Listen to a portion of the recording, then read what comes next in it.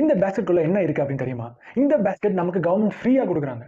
And இதோட மதிப்பு கிட்டத்தட்ட 2500 ரூபாய்.